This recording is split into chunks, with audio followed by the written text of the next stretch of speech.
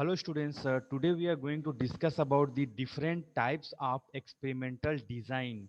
So in last class we have taken one example of reactor, that how the time residential time of the chemical and to the temperature of the chemical, it is having the factor during the experimental design, right? How we are going to, so what are the different types of experimental design we can implement into our research or into our experiment, so that we can rectify the error or the what is the mishappening it is going on towards the quality of the products, toward the getting the result of the significance, and all those things, right? So how many types we can design the experiment, that we are going to discuss in today's class, right? So when we talk about the experimental research, right, so it is nothing but experimental research is research conducted with a scientific approach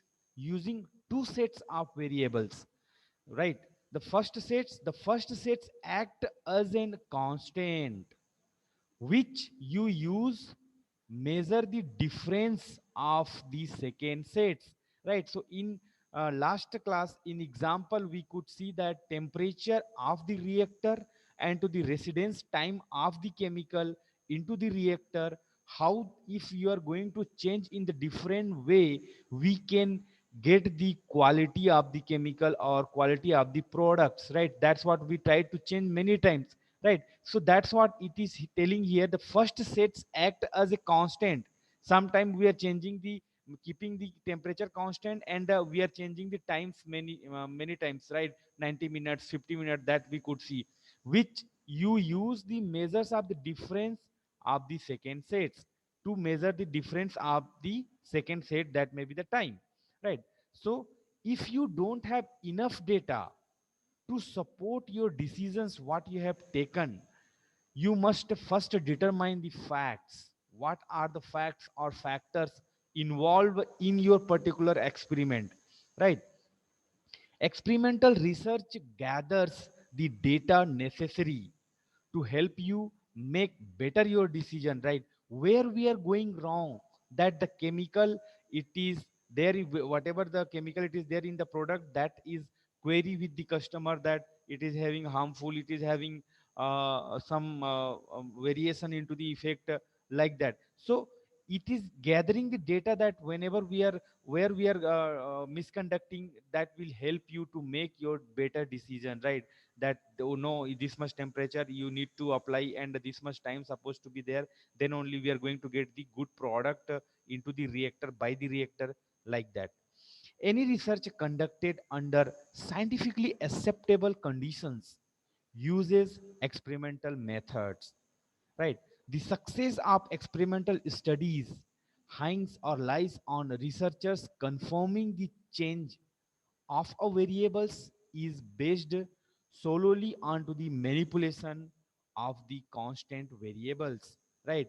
Whatever the constants you are taking, either temperature or time, that variables, the research should establish a notable cause and effect, right? What are the cause? It may be the temperature, it may be the time. What are the effect if you are maintaining so temperature and so time? What is going to be the effect, whether you're going to get the good quality of products or not, or what it is, okay? So coming to the, where we need to have the situation to conduct the experimental research, right? When time is a vital factor in establishing a relationship between cause and effect, right? So that's what, when the time is vital factor, what is the time, how much time, the residential time of the chemical into the reactor, if that kind of issue it is there, you should conduct experimental research. Variables behavior between cause and effect, right? What is the behavior of the chemical or variable between the cause and the effect? If such case again you are finding in your experiment, you need to apply the experimental research. So what we need to change, you wish to understand the importance of cause and effect, right? That's what I have given you the example, that when you are preparing the biryani, how much quantity you are adding in the coriander powder, chili powder, or rice or chicken or whatever the variables you are adding, that how much temperature you are applying, how long it has to be cooked into the given vessels, right? How much time and how much the what do you call temperature you are applying. So those things, if you are maintaining properly, if you know the exact quantity, if you know the exact temperature, your dish is going to be the delicious and the tasty one, right? So that's what are the cost and effect. If you want to understand, you need to go for the experimental research. Because if you are the new cooker or new cook, if you are going for the cooking of the particular dish, so definitely you are going to get this going to do the some kind of mistakes over there. And you may not get in only one attempt the good delicious dish. It required research, right? You have to do many times where you have gone wrong, that you will find it out. That's what that in that example you can very much clear with the how to conduct the experimental research, when time, behavior of invariables, and cause and effect, if you want to clarify. So there are three types of experimental research design, right? There are three primary types of experimental design. The first one is the pre-experimental research design. As the name indicate, pre-experimental, right? Before experimentation, what kind of things we can be confirmed. True experimental research design, where we are applying the truly we are doing the experiment, and the quasi experimental, here control groups are playing the major roles. The way you classify research subjects based on conditions or groups determine the type of design, right? What kind of research design you are going to implement, that depend on the what condition you are doing, what are the groups you have taken into your protocol, that will determine the type of design, what type you can implement. The first one, it is the pre-experimental research design, right? In this, a group or various groups, right? It may be the only one group or it may be the various groups, are kept under observation after implementing factors of cause and effect, right? So how much you may put for the different cooking the vessels into the different gas stove, or you can apply the different types of methodologies, right? That's what different groups it may be, or it may be the only one group. You will conduct this research to understand whether further investigation is necessary for the particular groups or not, right? Means if you your attempt, if everything, if it is good or up to the marks, you need not to apply again and again. You can be satisfied that this particular method it is okay, like that.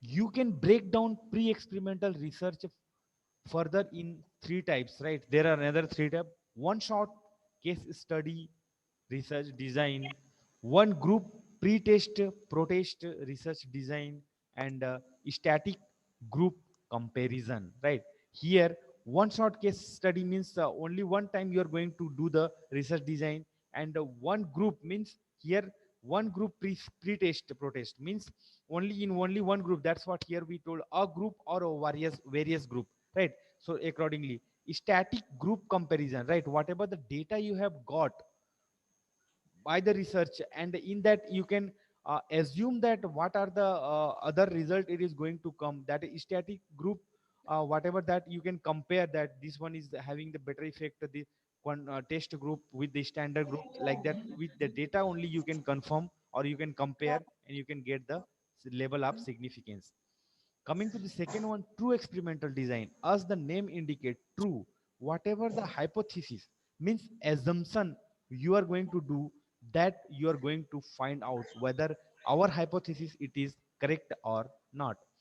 True experimental research release on statistical analysis to prove or disprove a hypothesis, right? Whatever, suppose if you have got that this much dose of the plant extract, if you are going to give the animal, like 250 mg per kg, 500 mg per kg, or 750 mg per kg, three assumption or three hypotheses you have taken. So you assumed that in this mild, medium, and high dose, if you give, definitely in one dose we are going to get the significant of the particular effect that you are going to prove or disprove. This dose is not proven or this dose is not level up, having the level of significance, like that, making it the most accurate from of research. That's what it is, true experimental, right? It will clear that whatever the assumption or hypothesis has been taken, that has been proved or disproved, because you will be having the data which will prove that how much dose it is equivalent or significant. Of the type of experimental design, only true design can establish a cause effect relationship, right? Because how much dose you have given and what is the activity you have got, how, what cause and what effect relationship, that can be confirmed within a group, right? In mild, moderate, and high dose, with compared to the standards and control. In true experiment, three factors need to be satisfied, right? What are the three things we are going to satisfy or prove or confirm by this, by adopting this experimental research design? There is a control group which won't be subject to changes, because in control group only we are giving the normal saline or water or normal food, right? We are not going to give any standard drug, or we are not going to give any tested drug. Only that's what it is called, a control group. And an experimental group, right? There will be the another group where the we are giving the tested drug, which will experience the changed variables, right? So that we can compare. That can be done here in a true experimental, a variables which can be manipulated by the researchers, that also can be done, because n is equal to 6 you are taking into the each group, or in each group 6 animal we are taking, 6 rat we are taking. So that can be manipulated, that also we can assume. A random distribution also can be done, right? That also it is going to satisfy. This experiment research method commonly occurs in the physical science, right? So this is the area where you can find. The third one, it is the quasi experimental research design, right? What is the quasi? The word quasi indicates the similarity, right? Similarity experimental research design also you can say. How it is similarity? The quasi experimental design is similar to experimental, but it is not the same. Where it is having the effect, the differences between the two is the assignment of a control group, negative control and positive control, right? Difference between the two is the assignment of two control group. In this research, an independent variable is manipulated, but the participants of a group is not randomly assigned. Okay, so participation of the group, like animal 1, animal 2, animal 3, that will be not randomly assigned, it will be given by one by one, because we are doing the animal uh, identification, right? We are doing marking, the tail marking or body marking or head marking, like this has been given the dose, so that will not be randomly any animal we are not taking, we are taking one by one, right? Quasi research is used in the field settings, where random assignment is either irrelevant or not required, right? Random assignment, that's what randomization, it is not here, right? So if you can confirm where this, the comparison between these three experimental design, pre-experimental, true experimental, and the quasi-experimental design. So what is happening in these three? It is least effective design, right? Because it is pre-experimental, because without doing the main study, we are assuming, right? True experimental design, it is most effective design, because here true experiment we are doing, and we are satisfying that what is our hypothesis, what is null hypothesis, what is our assumption, whether it is coming true or not. Quasi experimental design, it is less satisfactory design, right? The second comparison here, no control group in pre-experimental, but in this control group are present. In true experimental design, control groups are present. That's what we are giving the normal salines, and we are comparing with the test groups. Here also control groups are present. In pre-experimental, no way of equating the groups, but here equivalence of group is possible, and here also equivalence of group is possible. In pre-experimental, randomization may be possible, may not be possible, right? It depend on the what kind of study you are doing. But in true experimental, randomization it is there. Here in quasi, what is happening, used when randomization is not possible. That's what here I told you, right? And here, right, quasi it is used, similarity quasi design is similar to experimental, but it is not the same. Okay, similar to experimental, to experimental, but it is not the same, because here we used when randomization it is not possible, we need to give one by one. So what are the advantages of experimental design? Why we need to have the experimental design? Because if you do so, you can be confirm the quality. It's vital to test new ideas or theory, right? If you are feeling that what the method you have adopted in your experiment, if it is not up to the marks, you can go for the new idea, and that can be tested. Why put time or changing in the time? Why put effort or changing into the effort taken, and the funding into the something that may not work? Okay, if you're not getting quality products, you need to go for changes. And what kind of changes, what is the new idea, what is the new theory, that can be confirmed by doing the experimental design, and it will give you the good product. Experimental research allows you to test your idea, which idea already existing. Apart from that, whatever it is your new idea, that will allow you to the test in a controlled environment before taking it into the market. Okay, it also provides the best method to test your theory. So there are following advantages. The first one, researchers have a strong hold over variables to obtain desired results. What desired results means, if your existing result it is not satisfactory, or having the quality compromise, or having some issue health wise or effect wise, you can go for the another one, and there will be the hold on your variables, you can change the cause and effect. That's what. The second advantage of experimental research, it is the subject or industry does not impact the effectiveness. At the same time, whatever changes we are doing, it is not going to impact onto the effectiveness of the product or of the outcome of experimental research.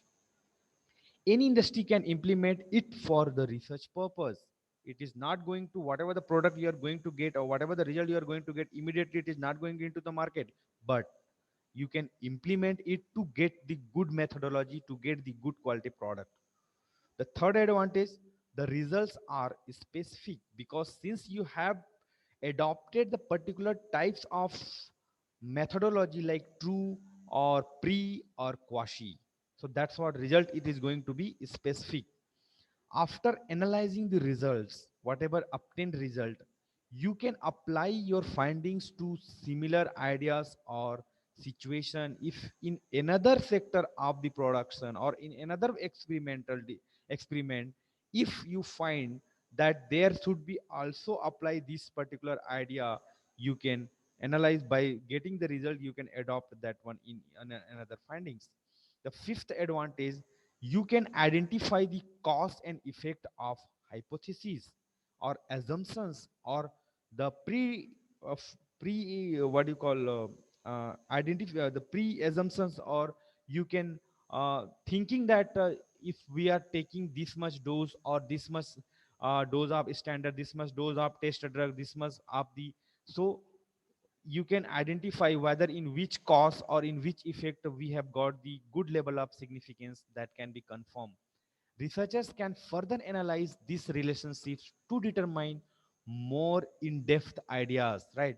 So once if you do Like if in I told you in the making biryani, this much quantity of coriander powder, this much quantity of chili powder, so you will get some idea that if you are applying this much quantities and this much temperature, you are getting this much taste, like that.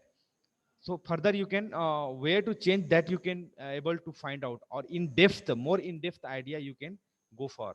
The sixth advantage of experimental research, it is experimental research makes an idea starting point, right? Any idea starting point, what it may be, that you will going to make. The data you collect is a foundation on which to build more ideas and conduct more research onto the same types of findings, right? So that's what these six types of advantage we need to have when we are going to design our experiment and we are going to satisfy these queries, right? So what is the need of experimental design? That is there in the syllabus, right? So why we need to go for experimental design? So simple things, that when we are designing our experiment, we can rectify either the method or the cause effect, and what kind of time variation it is supposed to have. All those things we can confirm, because first time whenever we are going to do the experiment, we are referring the previous research which has been done into the same field and the same types of say for example, if it is anti-diabetes, so what kind of animals has been taken, how much dose has been taken for that family plant, that particular part extract, alcoholic extract, which part has been taken. So by referring all those things, we are simply making one hypothesis and we are going through, right? If we are finding the significant result, mean that's okay. But if you are not finding the significant this thing, you can go for the designing of your experiment, and you can get the better result and better products, better satisfactory data, which will satisfy your research. That's what research experimental design, it is very much necessary when it comes to the any product, any preclinical study, any clinical study, or any types of experimental research.